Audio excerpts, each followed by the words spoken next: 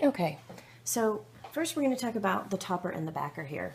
This topper is just, I've just traced my pattern around a piece of jersey that I cut from this t-shirt.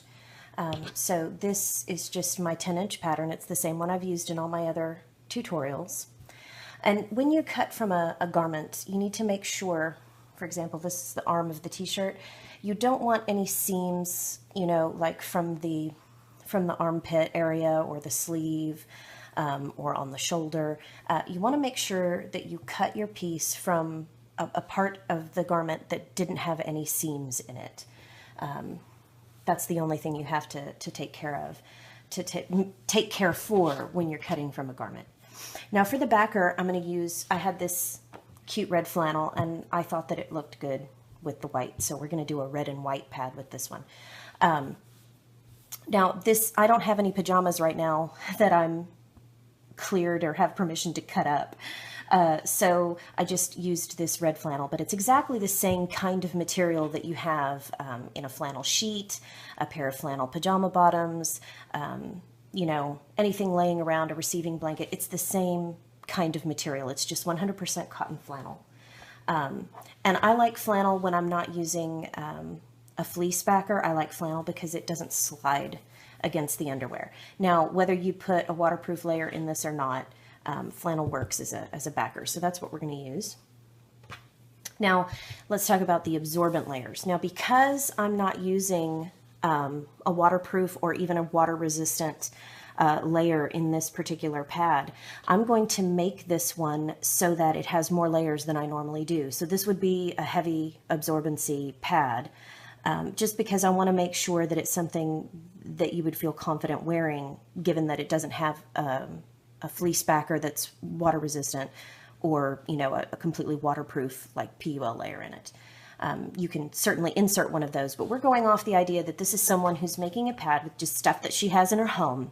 And so I'm assuming that you wouldn't have polyurethane laminate lying around unless you were just already a person who made cloth diapers or whatnot. So what I've done here is I've cut 2 pieces of terry cloth from this bath towel remnant I have here. It's just a regular garden variety bath towel, terry cloth, 100% cotton, and I've cut 2 layers of that. Now, for those of you who've never cut terry cloth before, I want to demonstrate something here. Just shaking these, you get this huge pile of lint. It's very, very linty and it drops fibers all over the place. That's totally normal. You didn't do it wrong. Don't let it freak you out. Just, you'll need to vacuum it or sweep it up later. But for the moment, you just deal with it. So to this, I'm going to add 2 layers of flannel. And I'm doing this to add extra absorbency, yes. But I'm also doing it because I'm going to sandwich the terry cloth like so, which as you can see is going to make a pretty thick middle layer, but I'll show you how we're going to handle that when we get to the sewing part. I'm going to sandwich this so that the raw terry is not going over the feed dogs on my machine, because that way less of this terry lint will come out and get all in my bobbin case and everything. Now you can run raw terry through your machine. I've done it many times, but this is just, I'm adding some flannel for extra absorbency anyway, and I find that sandwiching it kind of minimizes a little bit the amount of lint that we get in the machine. Now, my topper is going to sit on top of this, and this is just what I chose to do. I'm using this blue flannel instead of the red. If you were doing this with just the one garment of flannel, you'd probably have red flannel in here too that would match this. And that's perfectly fine. I just happen to have more of this flannel than I do of this, so I chopped these 2 pieces. But it's the same exact thing. But when I put this white topper on top, I'm going to be able to see that blue flannel coming up through the t-shirt, and I don't particularly like that. So I'm going to just I cut out another piece of this t-shirt jersey that's white, and I'm going to put that on top so that when I have my finished product, you won't be able to see color coming through the top, and that's just me. So I am going to pin these together, and then we're going to come back and get my sewing machine ready, and then we're going to come back and we'll sew it together. Okay, so I got all of my core layers pinned together, and then I'm just going to run through this process with you, and I've sped up all the sewing parts. This is not going to be a sewing process tutorial like my previous videos. I'll put the links down below in the description if you need those. This is more about things that I want to talk to you about as they apply to upcycled pads, upcycled materials. You'll notice that with this, it's much thicker than I normally do. It's got 5 layers in it, and all of them are very stretchy.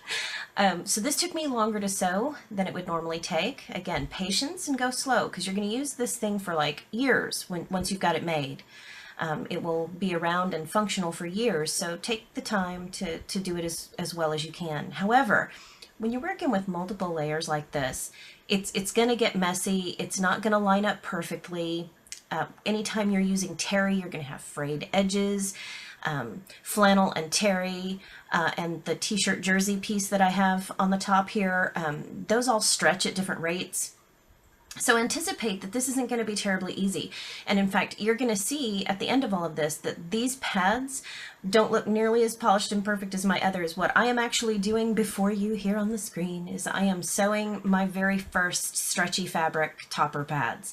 So I have never sewn a pad with a t-shirt topper before, and I've never sewn one with the sweatshirt material that I'm going to use from my husband's old pair of sweatpants in the second pad that I'll show you.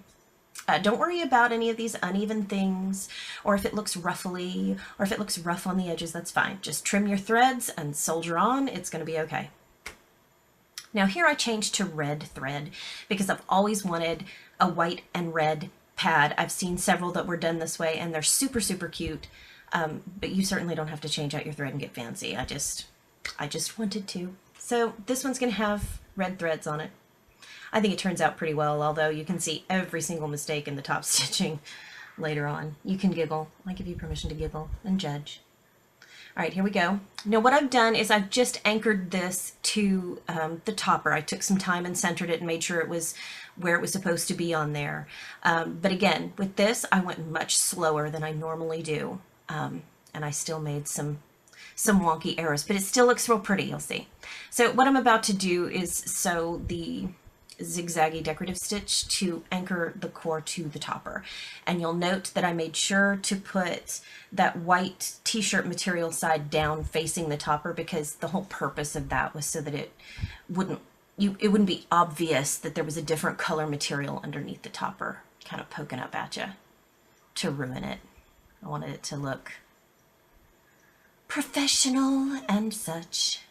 But it's really not that important. And if you're using, something from a black t-shirt or, a dark colored t-shirt, you wouldn't see anything through it anyway, so it wouldn't matter what color the flannel and terry you were using were.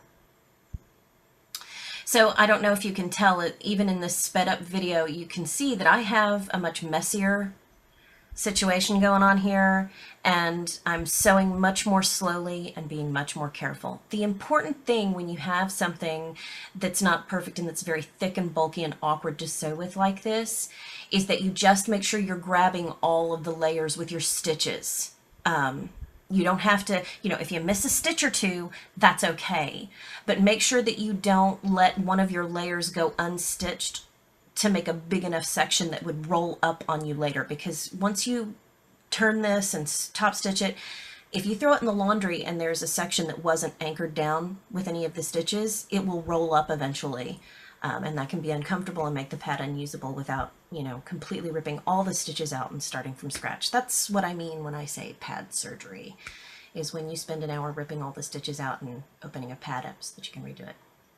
I was real happy with how this turned out. I think that looked really pretty. I was expecting it to be more wrinkly and have more mistakes, so I'm quite proud of how this topper stitching turned out. I think that looks great. Oh, and I pointed out again, no, the start and the stop on my decorative stitch do not line up. They almost never do. Okay, so now when you're attaching the topper and your core together to your backer, remember that you face the sides that you want out together. So right sides facing, so wrong sides out. And if you were going to insert a waterproof layer or a PUL layer, you would do that by attaching it on the back, where I'm indicating with my hand there, and that if it was PUL, the shiny side would be facing down towards the mat as you were pinning it together.